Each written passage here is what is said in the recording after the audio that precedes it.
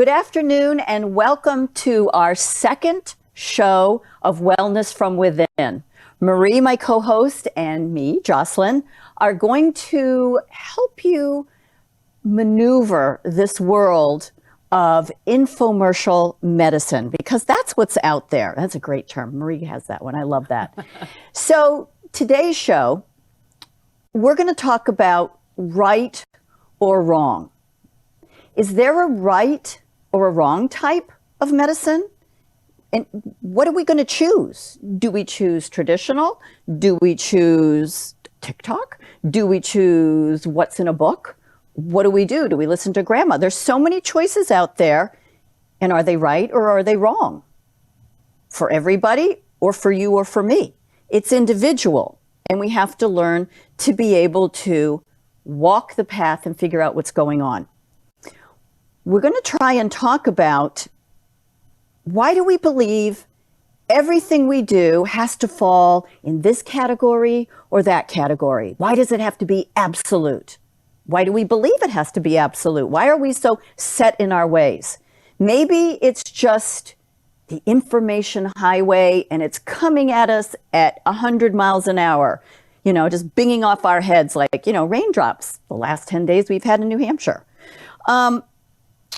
We also need to determine, what does connecting to your body within have to do with any of this? I'm going to throw my glasses on because I'm straining here. So on that note, do you find yourself wondering, what do I do? I got a headache. I've got an arm ache. I got a backache, whatever it may be. I just don't feel well. And nothing seems to help. And you're just pretending to be a doctor and just take a vitamin or take a pill or do this or do that. That's not the answer. That's not the way you want to go about this. So what do? Sit quietly, listen to yourself, listen to your mind, listen to your body. It's not easy. I'm not good at it. Marie knows that. Constantly having to help me with those things because I'm not quiet enough inside, and you have to be quiet. What is your mind, your spirit, your body telling you? We need to listen. There's no one correct answer for you or for me. So wellness from within you, your body. This show will help dispel the myths of all the types of healing out there and help you and me navigate the complicated world of infomercial medicine. So on that note, and me yakking away, welcome back, Miss Marie. So glad to have you and find out what's been happening in the last couple of weeks and where are we going today? What do we need to know? Well, today we're going to talk about what's right or wrong in medicine. Because everybody has a definition of, either they like alternative, they like the complementary model of medicine, and one they define as better than the other. Some people don't like any medicine at all. Mm-hmm. The problem is there is no right or wrong in anything, but we do that with diets. There's a right diet, a wrong diet. We do it in politics. There's a right way and a wrong way. We have to get to the point where we can just sit in the information and decide if it's right for us. Okay. Because as you delve into self-healing, it's not just about using your doctor, your surgeon, your hospital, your alternative practitioner. You have to be part of the healing because there's so much you can do before you even get to them. Mm-hmm. So defining why you believe there's a right or wrong is going to help you find more right answers for yourself. Okay. And be deciding what you believe is right for you, because doesn't that play a part of it as well? You can't just always take everybody else's. The biggest thing about having a right or wrong in your head, my favorite saying, as we talked about last time, is chaos breeds chaos and balance breeds peace. So as soon as you believe one type of medicine is better than the other, you're creating chaos for yourself and you're blocking good information from coming your way. Okay. So you might think that I have to take B vitamins and I have to take another type of supplement because I read that this is this and this depletes me, so I have to eat this, when all along your body might be telling you just to eat more asparagus and it's going to cure your problem. Gotcha. So when you start thinking you have to do something, you're not letting the other information come through. So I tell people, if it comes in your space, read it, evaluate it, and then decide, what am I looking for me and does it fit what I want? Because as soon as you have a strong opinion against something, You shut yourself off from hearing any of the other information that's coming with it. Like the little kids, la la la la la la la. Yeah, so you have to, and the biggest thing I tell people, and my other favorite saying is, uncomfortable is change happens. Yes. Because when we believe in a right or wrong, you know, here's a perfect example. I had a client ask me the other day, do I eat only organic food? And I started laughing. He goes, what's so funny? I go, because there's such a belief out there that our food supply is so depleted and you should only eat organic or you're not going to be healthy. Mm-hmm. And I said to him, I tell people first to look in the mirror and ask yourself if you're actually eating whole food. Correct. Right. Because a lot of people can't afford the organics, so then they believe, well, it's not that important or whatever it is, and then they make a story in their head. Mm-hmm. Or they don't want to change that part about them, so they make another story in their head. I mean, we have to start from the bare basics before we jump all the way to the organics. What are you putting on your plate? Is it whole food? Because 90% of the people, if they just change to whole food, they're going to get better. Correct. And when you say whole food, what do you mean? What's the theory? If grandma doesn't recognize it as food, you probably shouldn't eat it. Okay. Anything that's processed. The way I look at it is, I call it unchewed or chewed food. So if you pick up a piece of broccoli, it's unchewed, untouched. If you pick up a Cheez-It, it's been chewed up by the machines, it's been chewed up by the ovens, it's been chewed up by the processing. So your body can't do anything with that. That's good for you. Correct. You can break down the broccoli, you can get enzymes out of it, you can put it through your digestion, you can derive tons of nutrients. It's fiber. Out of it. So I tell people, are you eating unchewed or chewed foods already? Already chewed foods. I like that analogy so better. Stay away from the already chewed foods. Because it kind of gives it a little bit of a gross connotation, so you kind of can get more into it versus saying processed foods. What does that mean? Yeah. Think about it. Is it already chewed for you? If it is, you can have it. I'm not saying you shouldn't have it. I'm saying there should be less of it in your diet. All right, more balance. And just by doing that alone, you're going to start to feel better. So as far as the organic thing goes, do I eat some organics? Yes, because I always had chemical sensitivities and severe allergies ever since I was a kid. And I noticed when I do certain foods that way, I feel better. So I let my body dictate which foods I do, or I don't do them all. Right. But there's a percentage of them that I do feel a lot better when I do it.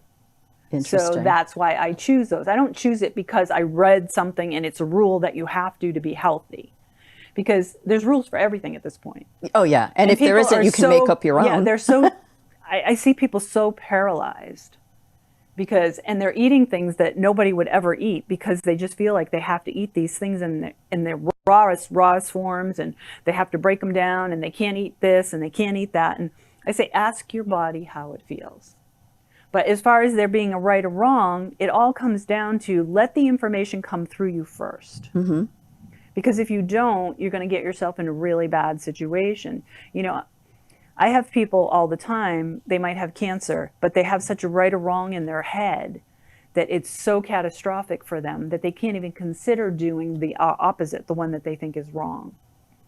And then when they do need it, even to take it is so detrimental to them because it's so negative going through them. I mean, I've had people say to me, yeah, I got to go get my poison treatment today. I'm like, don't tell your body that. What are you doing?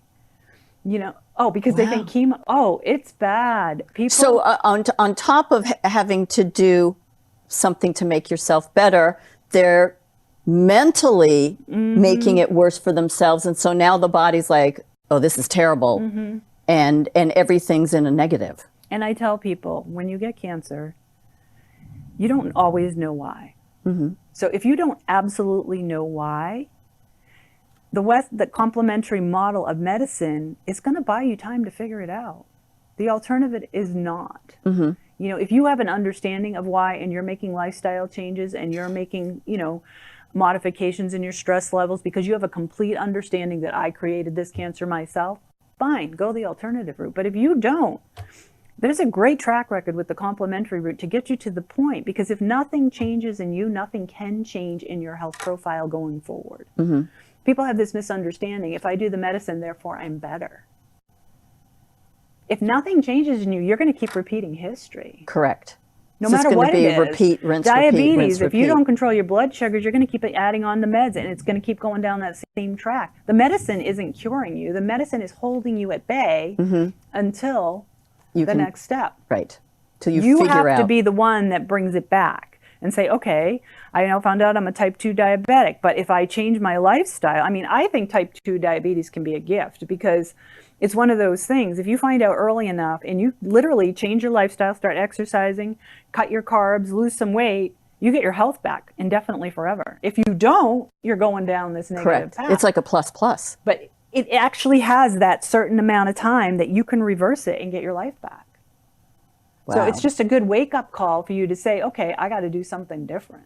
And a positive outlook, and that is worth everything.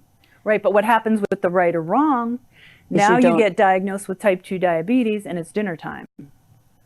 And your mind is so, I have to eat my food this way, and that's the only right way to eat it. You know, my favorite example is pork pie. You know, you go to somebody's house for Christmas and pork pie, if it's made grandma's way, is good pork pie. If it's not, I'm not eating it. It's not good pork pie. And there's such a right or wrong in how families derive whether pork pie is right or not. So they're either going to eat it or not. And people do that when they get diabetes and stuff and heart disease, because the food they eat is either right or wrong to them. And then when you tell them to change their lifestyle and their diet, they do it for about 3 months. But then they're so burnt out and overwhelmed, they just go back to what they know because that's more right to them. That's more right to them. And they're not open to change because they stuck with the right and wrong. Because they didn't find out enough information. They're just absorbing it as, I have to do this. I'm taking in the information. The doctor told me to. So I'm doing it. But it never becomes yours unless you truly understand the information, understand why your body wants it, assess how your body is doing with the change. You'll know whether you're feeling better or not. Then you'll own it. But if you just go through the motions, our right and wrongs of how we see life is going to eventually take over, no matter who we are. Right. And so you're never open to change, and it's always, well, I have to do this, I have to do that, and you're not sitting in a little quiet space saying, did I feel better? Do I feel better today? Do I feel better this week? Do I feel better today than I did last week, same time? Right. And that's what we're not doing. That's what I'm hearing you say, is that we just, this is what he said, this is what I do. I'm going to do it, I'm going to do it, like the little engine. I know I can, I know I can, I know I should. But we never take the time to assess, how do we feel in this body? And I have a client recently who had to have bypass surgery. And they put him on the beta blockers, you know, the traditional cholesterol medication and everything else. And he's totally against complementary medicine. But he did the surgery because he was kind of forced by his kids and stuff like that. So he comes to see me and tells me he's not taking any of the meds. And I ask him why, and he tells me because they're all bad for him. And I said, well, you're not in the body that you were in. I said, so some of these meds help with the adjustments to your new being. And then I explained to him what a beta blocker does and all the details. And he's looking at me and goes, well, I need to take that. Yes, I go, you do. yeah, you do. He goes, why didn't the doctor tell me that? And I go, I can't explain why the doctor didn't explain that to you. But maybe he did, and you were so blocked at it being medicine that you couldn't hear it. Did he go into the details that I went into? Probably not. Because Correct. I can say it pretty much in a way that you're going to be like, oh my God, I want to take that because, yeah.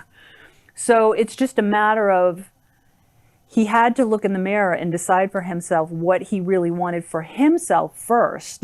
Then he could get rid of the wrong in his head. Right. Right. Because he didn't want to hurt the grafts that they had just put in. That was never his intention in denying the medication. And he probably didn't connect those dots either. He did because not, he was so until I set in told the him no. that he was going to risk the grafts that they had just done. And then he was like, well, I can't do that. Right. Right. Right. So I think that complementary medicine has to take that step forward too and be willing to talk to people more, because now they have such a right or wrong when they're sitting in the office, the practitioner shuts down. Correct. On both sides. The minute you mention you're taking a med, the alternative might shut you down and start pushing their stuff because they think the med is bad, or the other one's doing the complementary's doing the same thing because they think the supplement's bad. But nobody's hearing what you want for you or explaining and helping you decide what is right for you. And maybe why you feel that way, and talk a little bit about that, which is what you're doing. Right. So I tell people, if you don't get rid of the right or wrong and let the information flood through you, you're letting other people decide your fate. And who do you trust enough with your fate? You should trust You're yourself. trusting the internet. You're trusting your friends. You're trusting things you watched on TikTok. You're trusting this fear inside of you that's shutting you down from letting any of your answers come forward. So we have to sit with ourselves. And my work, connecting to your body within, again, it's the stuff that I have in my courses on my website, in my book and stuff. It shows you how to wake up that part of you that talks louder than your head. Because that part of you that knows whether this is right for you or not is going to shut up that voice that keeps shutting everything down. And the only way you can do that is to start becoming present when you're in that right or wrong, because otherwise the chaos of you reacting, no, I won't do it, I'm not going to have it, you know, is pretty crazy. And it just keeps shutting you down over and over again. So and you actually never move forward. You don't. And you sometimes actually move backwards. You don't. Right. Because you just can't move that foot. You're paralyzed. I see people in chronic pain. The minute they exercise, it hurts, so they don't exercise. You sit too long, it hurts. So you got to get up and exercise, but it hurts. So nothing ever changes. And I say to them, you got to take one day at a time, because some days you have to push your body and some days you have to pull back. No, it hurts. I can't do it. When I did that last time, it hurt.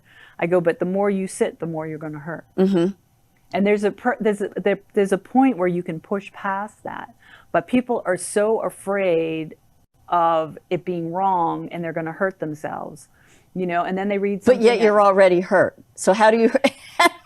But it's crippling. It's crippling in our minds, because we're not sitting in that moment saying, well, maybe I can do 20 steps today. No, I did them yesterday and they hurt me. I can't do them. Okay, so do 19. But you're so paralyzed and so frozen that you can't even say, okay, I'll do 19. Right. You can't, what just occurred to me, what I just felt and what I heard in my head was that we're incapable of negotiating with our own head. Oh, absolutely. Absolutely. Because we're so, it's the same way you raise your kids. It's the same way you have a relationship with your husband or your wife or your partner. You know, it's the same way when you're in a job with your coworkers. We all have roles that we play that have rights or wrongs in them, and they dictate outcomes all the time. And then we live in reaction of that outcome, and then nothing ever changes and nothing ever goes more to a better place. Gotcha. But if you can take a step back instead of getting into the chaos and start watching yourself and what your role is in all of it, you can start to really change the course of your life. That's because we all live in very true. Reactive behavior. But the key is, as soon as you react to something, I say to you, you know, I really think you should try to eat asparagus, but you don't like asparagus. I don't like asparagus. It's green and it makes my pee smell funny. Right. But I have people say, I had to throw that in. It's the texture. It's the texture. And I go, well, what is texture? What is the texture that you're afraid of? You know, it's like a little kid who can't try a new food because he thinks everything's going to taste like his chicken nuggets and French fries. Yep. You have to explain to them, you know, this one's going to feel a little slimy. This is going to feel a little this, but the creaminess of it is really going to make a difference. So if you can take the food on its merit, instead of all that dialogue that you've got going on, you can start making changes in your diet. Well, I have to tell you that, so all of you that don't like asparagus or broccoli, I'll give you one word: air fryer. There you go. You can make asparagus spears that are like chips. Just saying. I agree. I love my air fryer. I'm a huge air fryer. Yeah, I mean, but there's another myth. Oh, it's not good for you the way that it cooks, like a microwave. It kills all the food. You shouldn't cook in a microwave. I had somebody working in my office at one point. Every time she went to go cook her lunch, she would put it in the microwave. And she says, yeah, I know, I'm killing this and I'm putting all this radiation and everything else. I go, why do you tell your body that? You're just warming up your lunch. Yeah. You're just warming up your lunch. This is going to be warm. You're going to love it. Because she's still eating it anyway. Yeah. But she has this fear because she has no other option to warm up her lunch. So now she's going overboard and giving her body all these negative messages. And you just imprinting it right onto what you're eating and drinking, which does happen because everything's a vibration. If you eat your lunch and it poops you out and you feel really tired, ask why. Was it the microwave? Try to eat the same thing out of a microwave. If it doesn't make you tired, then maybe it is the microwave, and you shouldn't use the microwave. You know, if you eat something and it makes you really tired and it's not the microwave, find out why. Maybe it's too many carbs. Correct. Maybe there's something in the vegetable that doesn't agree with you. Correct. You don't know. You don't know. But we put everything in this tunnel of reaction of right or wrong that we can't get past it to get to the next step. Wow. It's pretty crazy. It is pretty crazy. Crazy. And past experiences dictate that as well. Because the whole thing with the spirituality world is living in the present moment. And everybody thinks it's about sitting there chewing your food and, you know, experiencing the birds outside. Living in the present moment is really about living in that moment without blinders, so you can make the decision for the next step of your journey. Because if you're living in the right or the wrong and the fears and the beliefs and all that stuff, you can't see what's really in front of you to get you to the next leg. You're making a decision based on what happened in the past or where your future's going according to all that dialogue. Right. You want to just sit right in it, because Lynn's actually not upset today. Oh, maybe I can get more out of Lynn today than I normally could, because I'm not going to really talk to Lynn. But if you live in what, you know, you had a bad moment with her, now you're never going to talk to her again. Correct. And you're tainted. But she's your answer to get you your new car or whatever it is. You totally miss that opportunity. But if you look at her, well, maybe she was just having a bad day, because we have this dialogue all the time that stops us. So being in the present moment, sure, you can sit there and chew your food and see how your food feels, but it's more about being in the moment of the day to see that you just missed your kid asking you for help, or you just missed your husband doing something else, or you missed that you forgot something, like I forgot something on the way here. Yeah. Or that hummingbird that's right by the flowers next to you that you should be enjoying while you're eating that food. That you blink, they're gone. I mean, if you just sit there quietly, and that's what we don't do. Right. We're trained not to. Just keep moving, keep talking, keep pushing along, and we need to stop. It doesn't mean don't do anything, but it means stop and listen, stop and feel, stop and smell. When they say stop and smell the roses, they're not kidding. Right. It truly, truly, truly. And observe yourself when you're doing it, so you can see how you're smelling the roses, just to see what you're like, because you don't even know what you're like, because we live in reaction to everything. And if people want to learn more, I mean, my website's marienodig.com. You can check out my course about just sitting quiet, and it helps you connect on different levels. It helps you see your body within from different ways and to really spark that interest inside of yourself. If not, there's plenty of other teachers out there. And I'm not the only one. You know, this show is designed to find the one that works for you. And there's no right and there's no wrong. Right or wrong. I'm just one resource. You're a resource. Anybody we bring on this show is a resource, and you get to decide, does that feel right to me or not? And when we do start bringing guests forward, which we're going to do today, we have a first one, you have to ask yourself, if you find her work different than something you would ever do, are you making sarcastic comments about it right out of the gate? Why? Or are you open to hearing? Or just... It's just information. It is. And you want to learn something. And so obviously, look at it as learning. If there's a certification and all kinds of people are doing it, it is helping people. It may not be right for you, but it is helping people. Right. And you don't want to put that down. So it's right for somebody. You know, I tell people the reason why there's so many makes of cars is because we're all very different. And there's no one car for one person. There's no one car for one person, but we seem to think everything else has to fit in that box. And medicine is one of them. There is no right or wrong. It could be a supplement that you need. It could be a drug that you need. It could be somebody's hug that you need. It could be you changing your lifestyle. It could be, so we want you to kind of get up close and personal with yourself and find out what you need. And you have to ask yourself, what does healing mean to me? So I can go looking for those answers. And that's a big one.